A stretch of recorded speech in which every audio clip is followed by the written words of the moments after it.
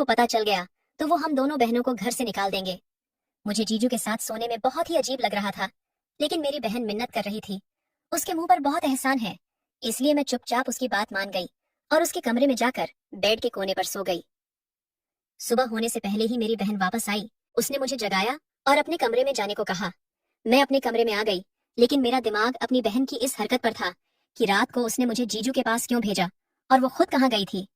मैं जब सुबह नाश्ते के लिए उठी तो जीजू घर ही थे और उनके हाव भाव से महसूस हो रहा था कि उन्हें कुछ मालूम नहीं है। मुझे इंतजार था कि कब जीजू घर से जाएंगे और मैं अपनी बहन से पूछूंगी कि उसने रात को मुझे जीजू के कमरे में क्यों भेजा था।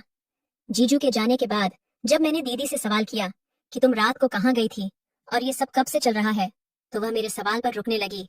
उसने कहा, मैं अपनी एक दोस्त के साथ अस्पताल गई थी। उसकी बात ने मुझे हैरान कर दिया। मैंने सोचा, अगर वह किसी दोस्त के साथ हॉस्पिटल गई थी तो इसमें बुराई क्या है और ये बात जीजू से क्यों छुपानी थी। यही बात जब मैंने अपनी बहन से कही तो वो कहने लगी कि मेरी उस दोस्त को तुम्हारे जीजू बिल्कुल भी पसंद नहीं करते हैं, क्योंकि वह अकेली रहती है और उसकी शादी भी नहीं हुई है। सबको लगता है कि जो लड़कियां अकेली रहती हैं वे चरित्र की अच्छी नहीं होती हैं, जबकि ऐसा नहीं है। तुम्हारे जीजू भी बाकी मर्दों की तरह उसे चरित्रहीन समझते हैं। मैंने दीदी से पूछा, आपकी दोस्त के साथ आखिर ऐसा क्या हुआ था कि उनको इतनी रात को हॉस्पिटल जाना पड़ा। तो मेरी बहन इस बात को टाल गई और मेरा धन्यवाद करने लगी कि रात को तुमने मुझे बचाया, उसके लिए शुक्रिया। मैंने भी ये सोच के ज्यादा ध्यान नहीं दिया कि चलो कम से कम कुछ बुरा तो नहीं हुआ।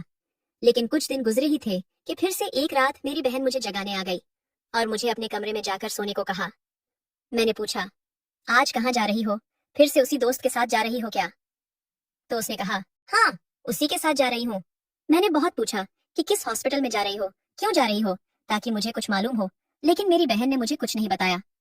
वो मुझे अपने कमरे में भेजकर घर से निकल गई और मुझे ऐसा महसूस हो रहा था कि जैसे कुछ तो गलत हो रहा है। यकीनन मेरी बहन कुछ गलत कर रही थी और रात को हॉस्पिटल जाने के बहाने से कहीं और जाती थी। मेरी बहन तकरीबन 4 घंटे बाद वापस आई और वह 4 घंटे मैंने जैसे सूली पर लटक कर गुजारे थे। जब भी जीजू करवट लेते थे तो मुझे लगता था कि अब मेरा राज खुल जाएगा, लेकिन अब मैंने दिल में पूरी तरह से सोच लिया था कि अब मैं अपनी बहन की बात कभी भी नहीं मानूंगी और अगर आगे फिर से ऐसा कुछ हुआ तो जीजू को सारी बात सच बता दूंगी, क्योंकि उन्हें सब कुछ मालूम होना चाहिए। मैंने अगले दिन फिर से अपनी बहन से बहुत सारे सवाल जवाब किए, लेकिन उसने मेरे हर सवाल को टाल दिया और इसी तरह चलता रहा। तकरीबन 1 हफ्ते बाद फिर से मेरी बहन मेरे कमरे में मौजूद थी और आज रात फिर चाहती थी कि मैं उसके कमरे में जाकर सो जाऊं, पर इस बार मैंने सख्ती से इनकार कर दिया और धमकी भी दी कि मैं आज जीजू को सब कुछ बता दूंगी। तो उसने कहा, ठीक है, अगर तुम सब कुछ उन्हें बता दोगी तो मैं तुम्हें वापस घर भेज दूंगी और यहाँ कभी नहीं बुलाऊंगी। अब तुम खुद सोच लो कि तुम क्या करना चाहती हो।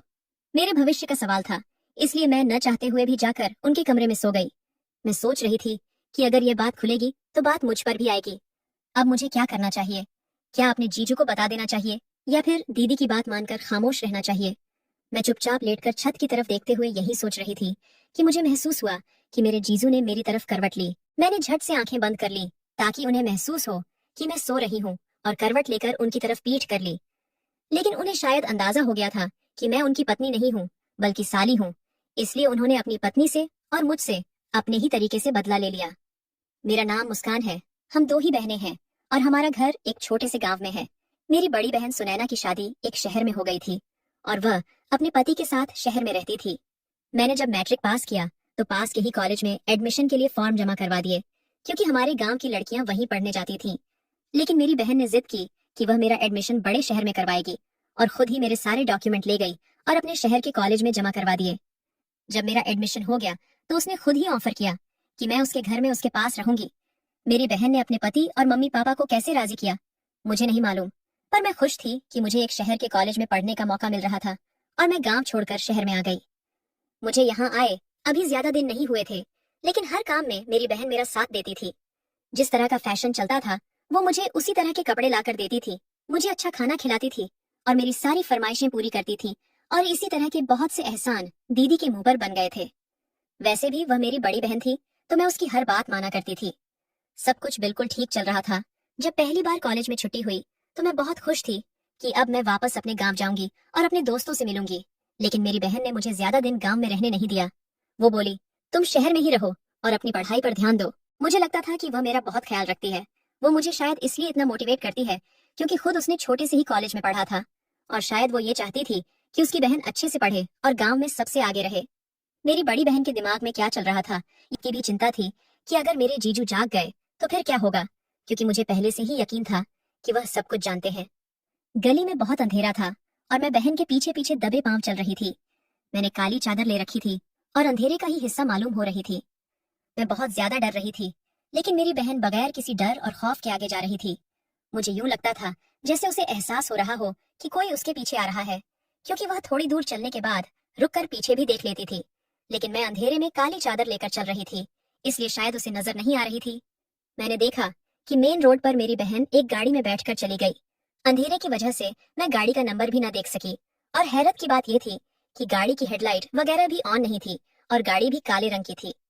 इस वजह से मुझे कुछ मालूम नहीं हो सका कि वह गाड़ी किसकी है और उसका नंबर क्या है। मेरे पास अब कोई रास्ता नहीं था, इसलिए मुझे वापस घर आना पड़ा। मैं खामोशी से अपनी बहन के कमरे में आ गई और उसकी जगह जाकर लेट गई। लेकिन मुझे इस रात यकीन था कि मेरे जीजू जाग रहे हैं, लेकिन उन्होंने मुझसे कोई सवाल नहीं किया और ना ही मैंने कोई आवाज पैदा की। फिर 3 घंटे के बाद सुनैना दीदी वापस आई। उसने मुझे खामोशी से इशारा किया और हमेशा की तरह मैं उठकर अपने कमरे में चली गई और वह अपनी जगह पर लेट गई। लेकिन मैंने सोच लिया था कि आज सुबह अपनी बहन से फिर सवाल करूंगी कि वो कहाँ जाती है। अगर उसने मुझे कुछ न बताया तो सारी बातें अपने जीजू को बता दूंगी, क्योंकि मैं इस खेल का हिस्सा नहीं बन सकती थी और ना ही बनना चाहती थी। मुझे अपनी बहन पर हैरत हो रही थी कि वह कैसे यह सब कुछ कर रही है, क्योंकि मुझे यकीन था कि वह गलत रास्ते पर चल रही है और उसकी ऐसी कोई दोस्त नहीं है। शायद वह किसी लड़के के साथ जाती है। और अब मैं अपनी बहन के मामलों में बहुत गौर कर रही थी तो मुझे अंदाजा हुआ कि मेरे जीजू की सैलरी इतनी ज्यादा नहीं है। तो फिर मेरी बहन रोज रंग बिरंगे सूट कहाँ से लेती है और मुझे भी पॉकेट खर्च देती है। ये सारे पैसे उसके पास कहाँ से आते हैं? जैसे जैसे मैं सोचती जा रही थी, मुझे हर कहानी में शक नजर आ रहा था। कुछ तो गलत हो रहा था और इसी बात ने मुझे बहुत ज्यादा परेशान कर दिया था, क्योंकि अगर यह बात खुल जाती है तो मेरा भविष्य भी खराब होगा और साथ में बहुत ज्यादा बदनामी भी होगी। पर वह ये सब क्यों कर रही थी? उसकी एक ही ख्वाहिश थी कि उसकी शादी शहर में हो, और उसकी ये ख्वाहिश पूरी भी हो चुकी थी। तो फिर वो जीजू को क्यों धोखा दे रही है? मेरे मन में बहुत सारे सवाल थे, लेकिन मेरे पास जवाब नहीं थे। जवाब मेरी बहन के पास थे, जो मुझे जवाब देना ही नहीं चाह रही थी। मुझे उससे हर सवाल का जवाब चाहिए था, इसलिए मैंने दूसरे दिन सुबह कॉलेज से छुट्टी कर ली और जीजू के ऑफिस जाने के बाद अपनी बहन से सवाल किया, तुम कहाँ जाती हो और किसके साथ जाती हो? मुझे आज सब कुछ सच सच बता दो, क्योंकि मैं जानती हूँ कि तुम किसी गलत रास्ते पर निकल गई हो। कल रात मैं ही तुम्हारा पीछा कर रही थी, और अब भी अगर तुमने मुझे सच न बताया तो मैं तुम्हारे पति को सब कुछ बता दूंगी। मेरी बात सुनकर वो परेशान सी हुई, लेकिन फिर उसने कहा, अगर मैं किसी के साथ जाती हूँ तो ये मेरा मसला है। मैं तुम्हें यहाँ इसलिए लाई थी ताकि तुम मेरा साथ दे सको। मेरा और तुम्हारा चेहरा एक जैसा है। अंधेरे में बिल्कुल समझ नहीं आएगा कि मैं कौन हूँ और तुम कौन हो, और तुम्हें यह सब कुछ करना ही होगा जब तक मैं चाहती हूँ। अगर तुम मना करोगी तो मेरे पास एक ही रास्ता है कि मैं तुम्हें गांव वापस भेज दूंगी और माँ को यह बता दूंगी कि तुम्हारा जीजू से किसी किस्म का कोई रिश्ता था, इसलिए मैंने तुम्हें वापस भेजा है। इसके बाद ना तो मम्मी पापा तुम्हें आगे पढ़ने देंगे और ना ही गांव में तुम्हारी कोई इज्जत करेगा। उसकी इस बात ने मेरी आंखें खोल दी थीं। अगर दीदी सच में ऐसा कर देगी तो मैं किसी को मुंह